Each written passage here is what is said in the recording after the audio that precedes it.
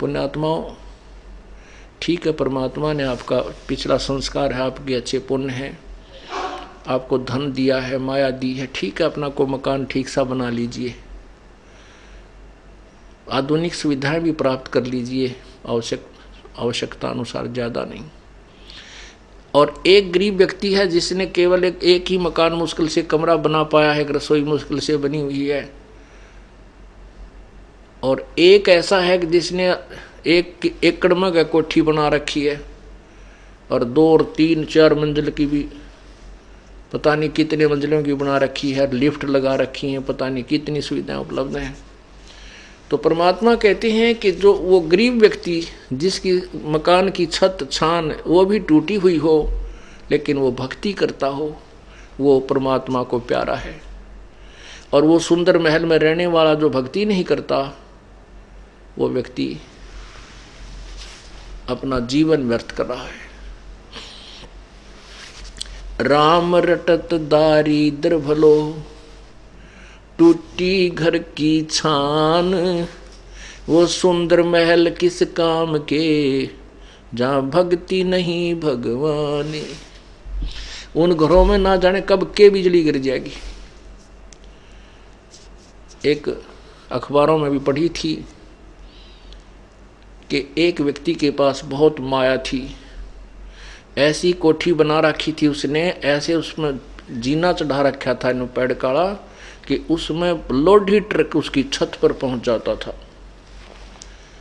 और फिर क्या हुआ, जब उसके अंत समय आया, किस दुर्गति से हुआ, उसी की पुत्री ने,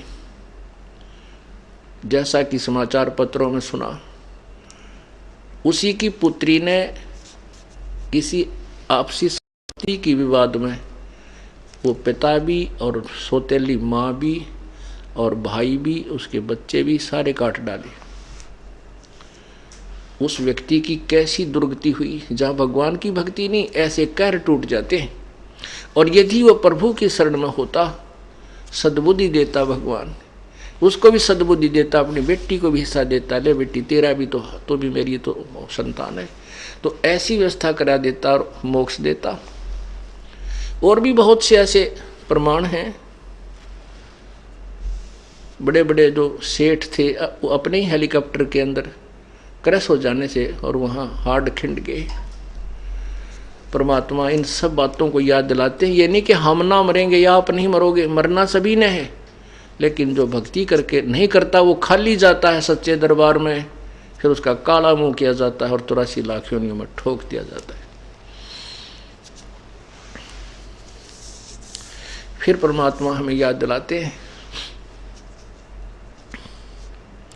राम रटत कन्या भली, साकट भलो न पूत, जैसे छेरी के गल में गलथना, जिसमें दूध न मूते। परमात्मा, जैसे हमारे समाज में एक विशेष पहले से कुछ ऐसी धारणा बनी हुई है कि हम पुत्र को महत्व ज़्यादा देते हैं और बेटियों को कम देते थे। अब तो बहुत परिवर्तन हो चुका है। वर्तमान में तो ऐसा विशेष नहीं रहा है। फिर भी जो भोले भाले हैं वो एकाधा वैसे किसी उलझन में उलझा हुआ नहीं, पहले बहुत ज़्यादा था ऐसा।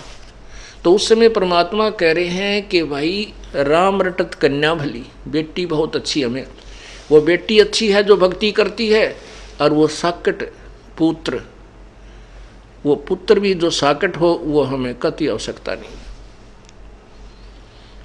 साकट एक तो नास्तिक होता है, नास्तिक वो होता है स्वयं भक्ति नहीं करता पर और किसी को बाधा नहीं करता।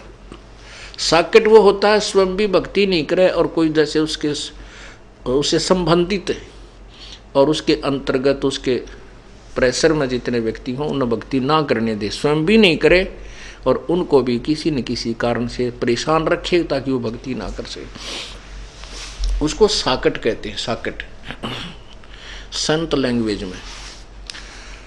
तो क्या बताते हैं कि राम रटत कन्या भली और साकट भला ना पूत, जैसे बकरी के गल में गलथना, बकरी के गल में एक थन जैसी खालड़ा लटका करता है गले में, सतन थन जैसा ही होता है, लेकिन वो किसी यूज में नहीं आता, ना उसमें दूध होता, ना वो पेशाब के काम आता।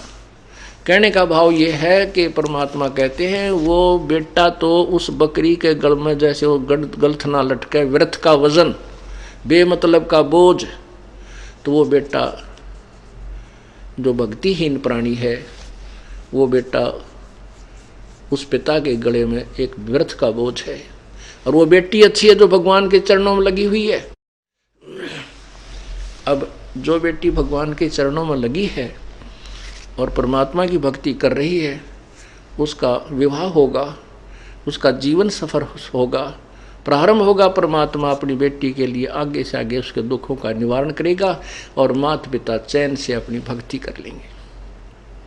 तो कहते हैं वो माता पिता के लिए बोझ नहीं बनेगी वो बेटी जो भक्ति करती है, और जो साकट बेटा भक्ति नहीं करता वो तो एक सिर दर्द है। वो वजन है जैसे बकरी के गल में गलथना जिसमें दूध न मूत, अर्थात यूजलेस।